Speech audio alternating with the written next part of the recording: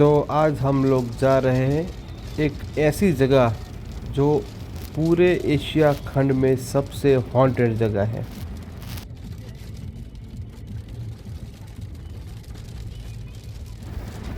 तो अभी full summer का टाइम है और बारिश भी हो रही है, क्योंकि भाई जगह ही हॉन्टेड है तो कुछ अननेचुरली तो होगा ही। अभी मई महीना चल रहा है और हम लोग हैं राजस्थान में। अब सोचो कि राजस्थान में अभी कितनी गर्मी होगी यहाँ पे, फिर भी बारिश हो रहा है। तो आज हम लोग आ रहे हैं मनाली से, उत्तराखंड होके दिल्ली से सीधा बानगढ़।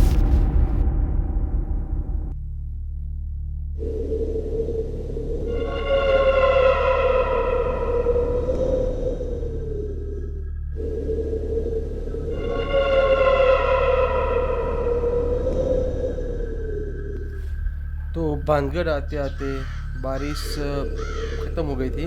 बीच में ही थोड़ा बारिश का माहौल हुआ था, लेकिन यहाँ पे हम जब आए तो पहला ये हुआ कि मेरा जो छोटा बच्चा है उसको यहाँ आते ही वॉमिटिंग शुरू हो गई थी। तो सबसे पहले हमने यहाँ पे कुछ शरबत यहाँ पे मिलता है नींबू पानी का, तो वो पिलाया और फिर हम लोग निकल गए बानगढ़ का किला एक्सप्लोर करने के लिए।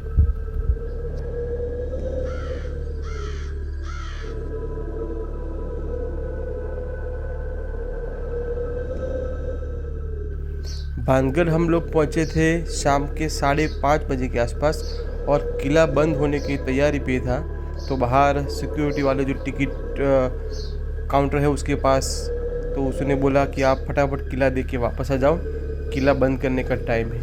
अब सोचो यहाँ पे गर्मी का माहौल है, कोई टूरिस्ट भी नहीं दिख रहे हैं और हम सबसे लास्ट में हैं। कोई भी बंदा, कोई भी आदमी हमें यहाँ पे मिला ही नहीं, सिवाय यहाँ पे सिक्योरिटी गार्ड के। अंदर सिर्फ हम अकेले ही थे।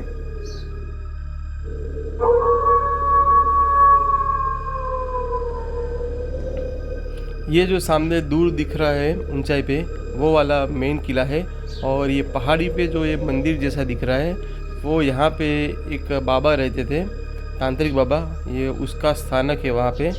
और अभी हम जो चल रहे हैं वो आसपास जो दिखाई दे रहा है, ये पहले के समय में 16 और 17 की शताब्दी में यहाँ पर बहुत ही बड़ा बाज़ार हुआ करता था। और सबसे पहले एंट्रेंस में ही ये पूरा बाज़ार है।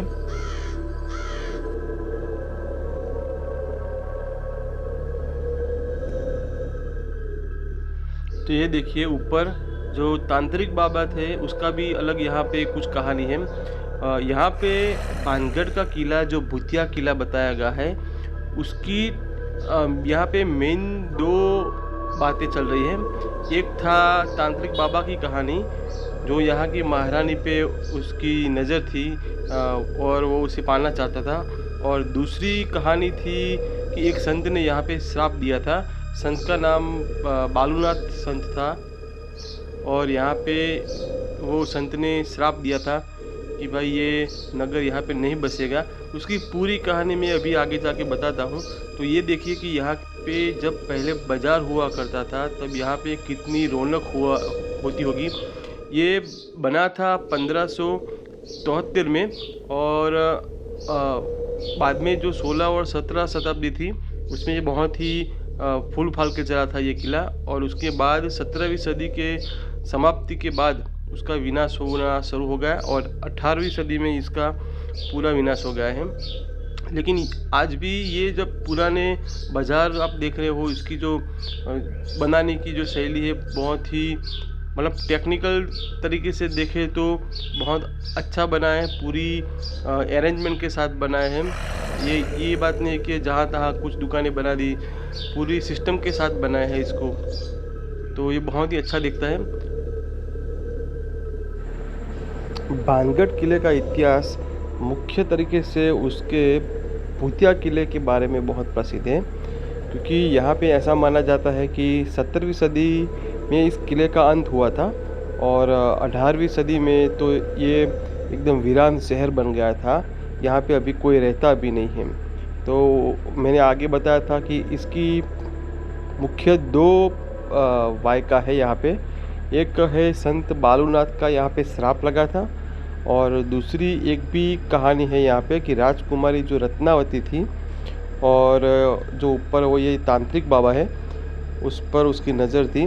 तो राजकुमारी रत्नावती की ये कहानी है कि जो लोक कथा के अनुसार सब लोग ये मानते हैं कि जो भानगढ़ की ये जो राजकुमारी रत्नावती थी, तो एक तांत्रिक सिंहिया, उसको सिंहिया बोलते थे उस टाइम, तो वो मोहित हो गया था राजकुमारी पे, और उसने एक जादुई तेल के ज़रिए राजकुमारी को वश में करने की कोशिश की थी। लेकिन राजकुमारी को ये बात पहले पता चल गई, कोई किसी भी तरह उसको भनक लग गई, और इसने जो ये तेल बनाया था वो फेंक दिया। जब ये तेल फेंका तो वो एक पत्थर पर गिर गया था वो तेल।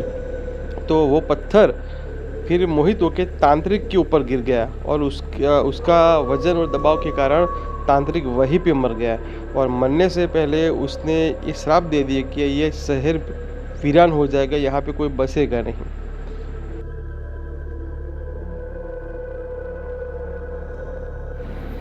तो अभी ये जो आप देख रहे हैं वो है मेन किला, जो सबसे लास्ट में है। सबसे पहले बाज़ार आता है, उसके बाद जब एंट्री लेते हैं किले में उससे पहले एक मंदिर आता है, और इसके बाद ये किला का मुख्य प्रवेश द्वार है। जो सबसे हॉन्टेड जगह है वो इस किले के अंदर है। यहाँ से सबसे हॉन्टेड जगह शुरू होती है। जो भी नेगेटिव एनर्जी या फिर जो भी यहाँ पे आत्मा दिखाई देती है, वो सब जो ऐसे मानते हैं वो सब इस किले के अंदर ही दिखाई देते हैं। और आप लोग ये वीडियो में देख सकते हो कि अभी हम लोग यहाँ पे अकेले हैं ये भूतिया किला में, हमारे सिवा यहाँ पर और कोई भी नहीं है, क्योंकि सूर्यास्त होने वाला है तो सब लोग बाहर निकल गए हैं।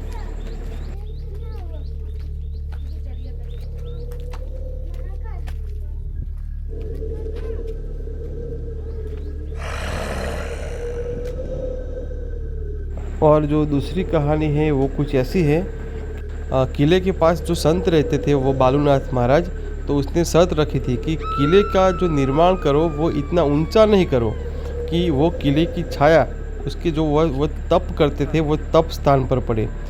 लेकिन जो माधो सिंह के वंशज थे अजब सिंह, उसने ये शर्त का उल्लंघन करके किला ऊंचा बना दिया। उसके कारण ये संत का श्राप लगा और ये शहर नष्ट हो गया, ऐसा बताया जाता है। भानगढ़ के किले के पतन की ये दो मुख्य कहानियाँ थी, और यही इसको भूतिया किला बनाता है। लेकिन ऐतिहासिक दृष्टिकोण से जो देखें तो भानगढ़ का पतन कुछ प्राकृतिक आपदाओं या फिर युद्ध या फिर आर्थिक संकट जो हुआ होगा उसके कारण भी हो सकता है, क्योंकि 1720 के आसपास इस क्षेत्र पर मुगलों का नियंत्रण कम हुआ था और स्थानीय शासकों की सत्ता यहाँ पे कमज़ोर पड़ी थी, जिसके कारण शहर की आबादी घट गई और यहाँ पे ये जो किला है वो पूरा खंडर में बदल गया था। हालांकि आज ये भानगढ़ का किला भारत के सबसे भूतिया स्थलों में गिना जाता है, जो कि एशिया में भी सबसे हॉन्टेड किला इसे माना जाता है। और इसके कारण इसके आसपास की जो रहस्यमय बातें हो रही है, इसके कारण पर्यटक भी यहाँ पे बहुत आते हैं। लेकिन इस टाइम हमारे सिवा यहाँ पे कोई और टूरिस्ट दिखता नहीं है, क्योंकि शाम हो गई है, रात होने पे है और सूर्यास्त अब होने की तैयारी पे है। तो यहाँ कुछ डर भी ऐसा लग रहा है कि भाई ऐसे किले में हम अकेले हैं।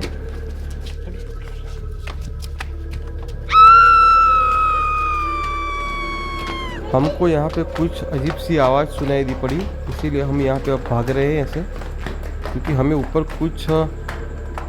कुछ अलग लगा ऊपर, इसीलिए हम यहाँ से अब निकल गए हैं। और जब वापस आए तो पार्किंग में सिर्फ हमारी ही गाड़ी थी और कोई नहीं था पार्किंग में, सिर्फ हम अकेले ही थे।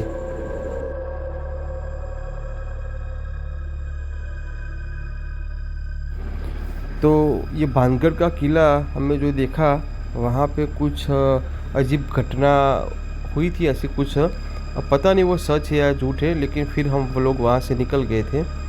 तो बस आज के वीडियो में इतना ही। जय हिंद, जय भारत, हर हर महादेव।